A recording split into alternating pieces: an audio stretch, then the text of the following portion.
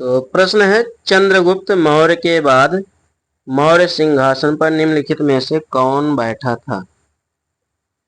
तो आज मैं आप सभी को हिस्ट्री के प्रश्नों को पुनः लेकर आया हूं, जो कि सभी प्रतियोगी परीक्षाओं के लिए बहुत ही महत्वपूर्ण है। तो स्वागत है आप सभी का हमारे YouTube चैनल किशोर सर में। सभी से अनुरोध है कि वीडियो को पूरा देखें और यदि वीडियो पसंद आए तो अपने दोस्तों के पास शेयर करें तथा लाइक करें और हमें कमेंट करके बताएं कि आप सभी को हमारी वीडियो कैसी लगी और आप लोग किस टॉपिक पर वीडियो प्राप्त करना चाहते हैं, कमेंट करके ज़रूर बताएं।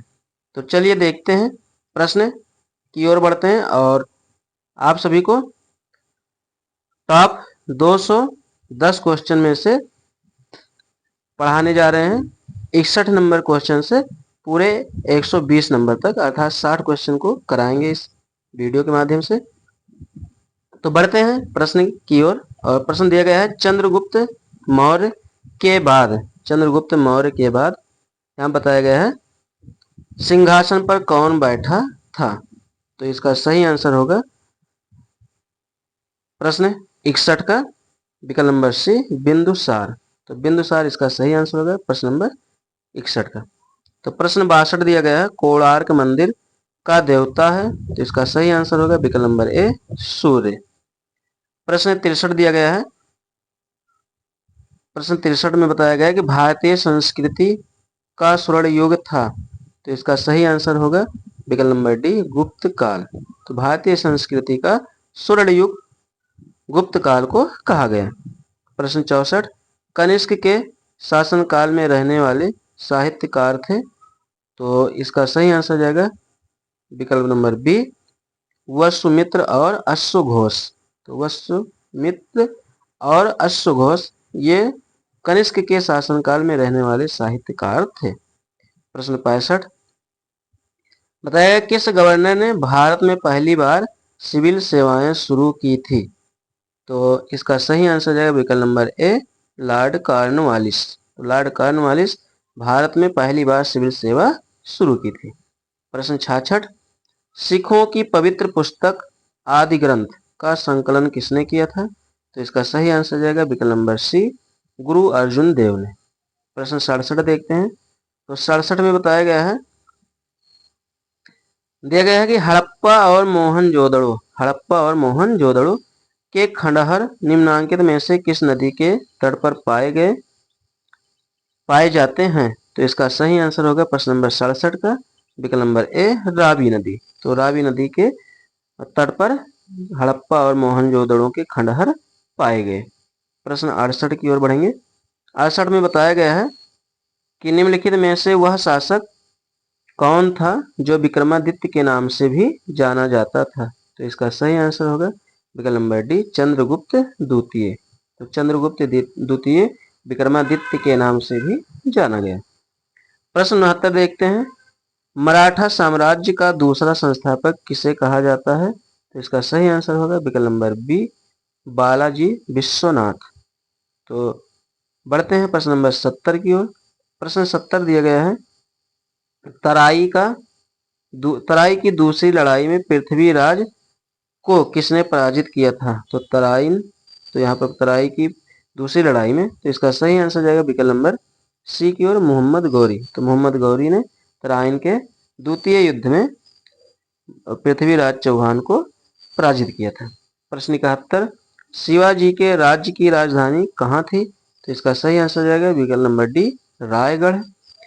72 बढ़ते हैं 72 नंबर प्रश्न की ओर। तो 72 में बताया, भारत में सबसे पहले तोपखाने का प्रयोग किसने किया था? तो इसका सही आंसर जाएगा विकल्प नंबर डी, बाबर ने। तो बाबर ने भारत में सबसे पहले तोपखाने का प्रयोग किया था। तो बढ़ते हैं प्रश्न नंबर 73 की ओर। 73 में बताया गया है कि वैदिक आर्यों का प्रमुख भोजन था। तो वैदिक आर्यों का प्रमुख भोजन था तो जौ और चावल था। सही आंसर जाएगा विकल्प नंबर ए की ओर, जौ और चावल। प्रश्न 74 की ओर बढ़ते हैं, किसकी विफलता के बाद स्वराज्य पार्टी बनाई गई थी? तो यहाँ पर विकल्प नंबर ए सही होगा, असहयोग आंदोलन। तो असहयोग आंदोलन की विफलता के बाद स्वराज पार्टी बनाई गई थी। बढ़ते हैं प्रश्न नंबर 75 की ओर। चंद्रगुप्त मौर्य का प्रसिद्ध गुरु चाणक्य निम्नलिखित में से किस विद्या केंद्र से संबंधित था? तो इसका सही आंसर जाएगा विकल्प नंबर ए, तक्षशिला। तो तक्षशिला विद्या केंद्र से ये संबंधित थे। आइए बढ़ते हैं प्रश्न नंबर 76 की ओर। और 76 में बताया गया है यहाँ पर कि मगध के उत्थान के लिए कौन सा प्रथम शासक उत्तरदायी था?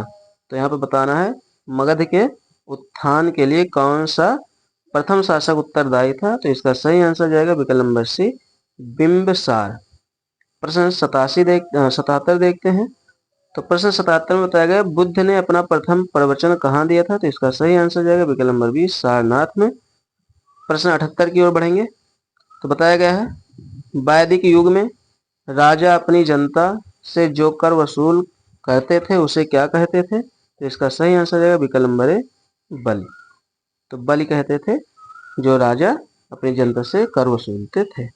तो बढ़ते हैं प्रश्न नंबर 79 की ओर। तो 79 में बताया गया है प्रश्न नंबर 79 में बताया गया गुप्त काल में किस धातु के सर्वाधिक सिक्के जारी किए गए थे? तो गुप्त काल में सर्वाधिक किसके सिक्के जारी किए गए थे? तो इसका सही आंसर जाएगा प्रश्न नंबर ए, सोना। तो सोना के सिक्के सबसे ज्यादा जारी किए गए थे। प्रश्न 88 देखते हैं। इंडियन नेशनल कांग्रेस का पहला अधिवेशन कहाँ आयोजित हुआ था? तो इसका सही आंसर जाएगा विकल्प नंबर ए, बंबई में। तो बंबई में आयोजित हुआ था। प्रश्न 81 देखते हैं। अधिकांश चोलकालीन मंदिर किस देवी देवता को समर्पित हैं? तो विकल्प यहाँ पर बताया गया है विकल्प नंबर बी सही होगा, शिव। तो भगवान शिव को ये क्या हुए थे? समर्पित हुए थे। आगे देखते हैं 82 नंबर क्वेश्चन। तो 82 में बताया गया है कि गुजरात में साबरमती आश्रम की स्थापना गांधी जी ने किस वर्ष की थी? तो यहाँ पर इसका सही आंसर होगा विकल्प नंबर ए, 1916 ईस्वी में गांधी जी ने साबरमती आश्रम की स्थापना की थी। प्रश्न 83 की ओर बढ़ेंगे। तो चरक किस राजा के दरबार में प्रसिद्ध चिकित्सक थे? तो इसका सही आंसर जाएगा विकल्प नंबर डी, कनिष्क। तो कनिष्क के राज्य में राजा के दरबार में चरक चिकित्सक थे। तो बढ़ते हैं 84 नंबर प्रश्न की ओर। तो बताया गया है कि मंगल पांडे ने 1857 ईस्वी के विद्रोह की पहली गोली चलाई थी। तो मंगल पांडे ने किस पर चलाई थी? तो यहाँ पर दिया गया है कहाँ पर? तो इसका सही आंसर जाएगा विकल्प नंबर ए, बैरकपुर। तो बैरकपुर में उन्होंने पहली गोली चलाई थी। आगे दिया गया है 85 नंबर क्वेश्चन, चौरी चौरा कांड। तो यहाँ बताना है कि चौरी चौरा कांड के बाद गांधी जी ने स्थगित कर दिया।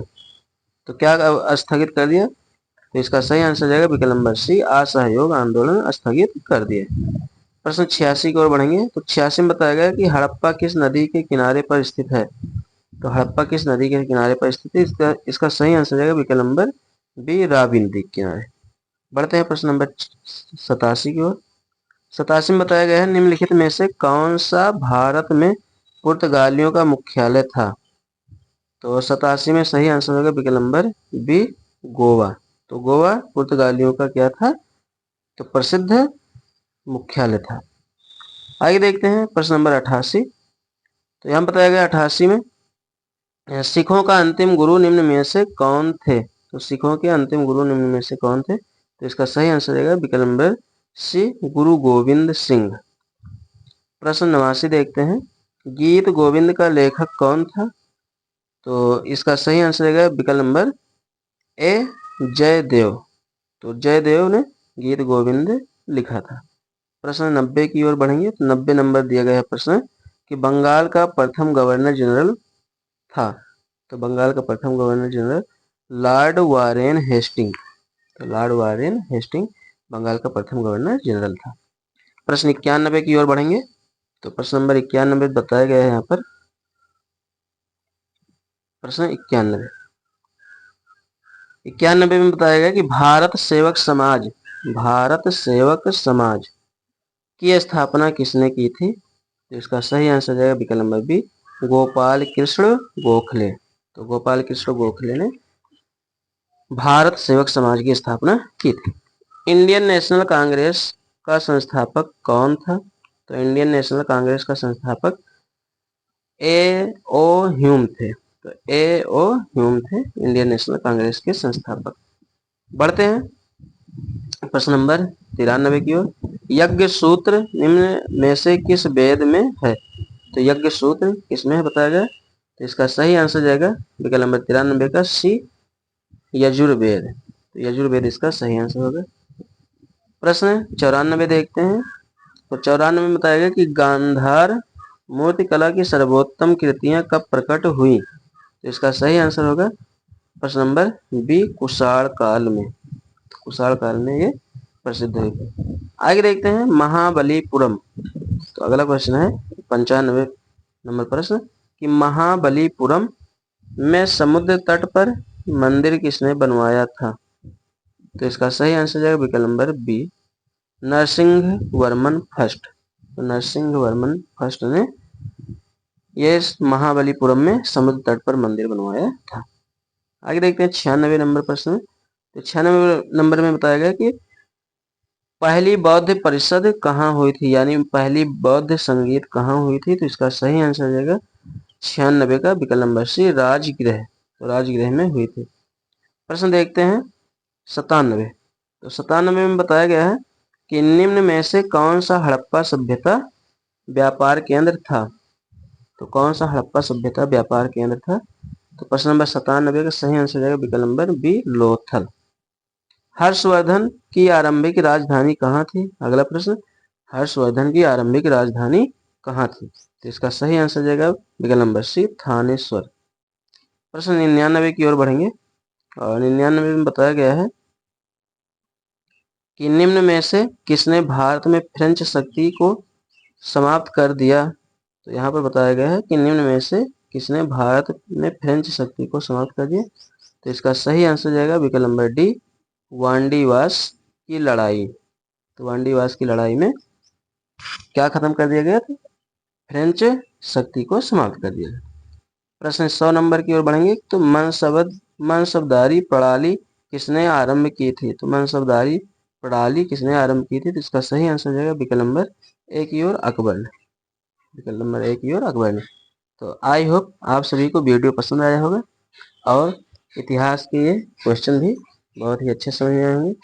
आशा करते हैं कि हमारी वीडियो आप सभी लाइक करें और अपने दोस्तों के पास शेयर भी करें तथा नए चैनल पर नए हैं तो हमारे चैनल को सब्सक्राइब भी कर लें ताकि आने वाली हर एक वीडियो आप सभी के पास ज़रूर पहुंच सके। तो फिर मिलते हैं अगली वीडियो में, तब तक के लिए धन्यवाद। जय हिंद, जय भारत।